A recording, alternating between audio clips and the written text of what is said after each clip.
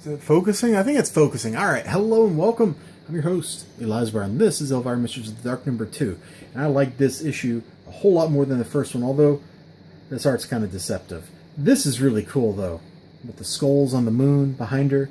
Like, that is dope. All right. And the reason I like this book more than the first one, pretty sure, is because Poe is a whole lot more interesting in this kind of setting. Because he's dark and gloomy, but Poe's life is kind of a meme, you know? Like, it was so full of darkness and despair and family torment and stuff that, I can overlook who the letterer was on the book and realize that it was a hoot. Yeah. You got to be aware of who's getting your money. And sometimes it's people that think you're not a human being, that think you're an evil monster that deserves to be punched or whatever. But yeah, it starts off like we get a recap, and it's a joke.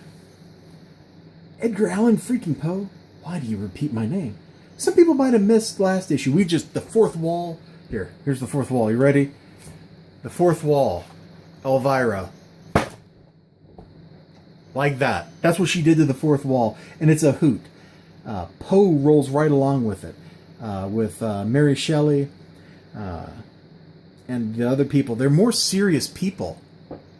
This one's not so serious. I need to get to my speed. Yeah, I traveled through time, met Mary Wollstonecraft Shelley, and a couple of losers she hung around with. We fought off a big scary creek with a porn stash. There were a ton of variant covers too. You'd have loved it.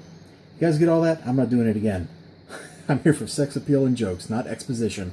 And Poe's just like, his eyes, like, they're drawn like, they should have been drawn with like swirlies. Like, he's just completely boggled. Instead, he's just like totally stunned. Just like, what?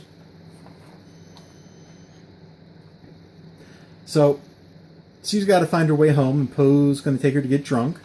And Dracula shows up, and things get violent. But Poe fast talks Dracula, leads him down to the cellar. And this thing is just full of references. Like, every time Elvira opens her mouth, it's a reference to something. And it's a hoot. And Poe, he goes right along with it. It lies just behind this cask of Amontillado, my friend.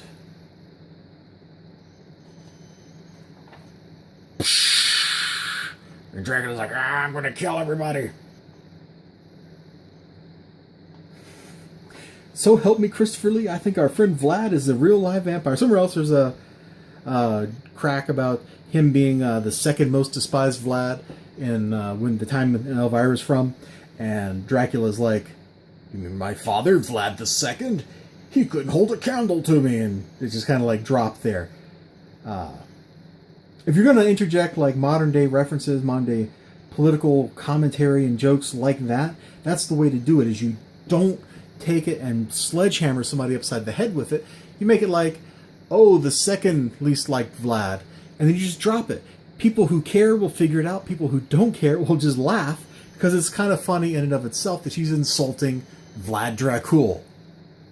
You know? Vlad transforms. He chases him. There's good stuff. There's actually a really good bit of action here, and it's actually kind of exciting and frightening. Like, he's here. He's either like you look here. All right, look. He's like, "Arr, arr." And here it's like, what is he doing? What is he doing? And I missed it the first time I read this page. I had to flip it over to the next page to figure out what he did, and it was so good. He's serious. He's serious, but his seriousness is funny, you know? And she's just funny, and it all works together really well. And if he doesn't follow you, hope you like garlic. That's not how she would say it, but you get the joke. You get the joke. Oh yeah, there's a comment about gaslighting right here. We're not going to show the whole page. It's down here in the corner. And before she went to the next page and did something involving that, I thought, oh, gaslighting, like you're gaslighting somebody. If you don't know the reference, then you should learn the reference. I thought it was a reference.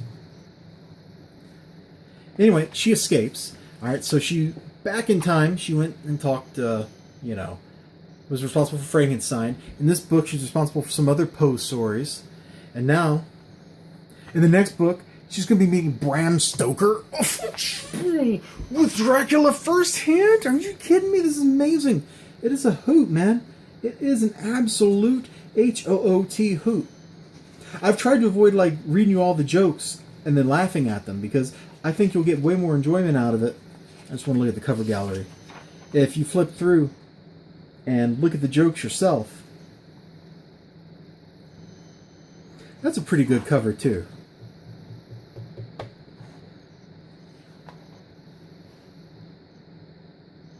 Oh, I actually really like that sketch cover, actually. I wonder how many copies your store had to buy, like 300? You know, when you get like a rare enough variant and it's like, yeah, we made 10 of those. It's like, what was the point?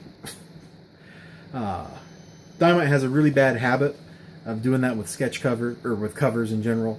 For $3.99, I got a lot of chuckles out of this. I got a whole lot of chuckles out of this. 10 minutes of snickering and chuckling and chortling, I think was worth what I paid for it. I could pick this up in a couple of months after I've forgotten most of what was going on in it, read it again, and I would laugh just as much, you know? Highly recommended. High recommend. I've tried to spare you some of the funniest bits, but it's good art, it's good fun, it's a good time for $3.99. What more do you want in life? I'll see you all next time. You have a great day. Remember to like, comment, subscribe, all that good stuff, and I'll see you then. Bye-bye.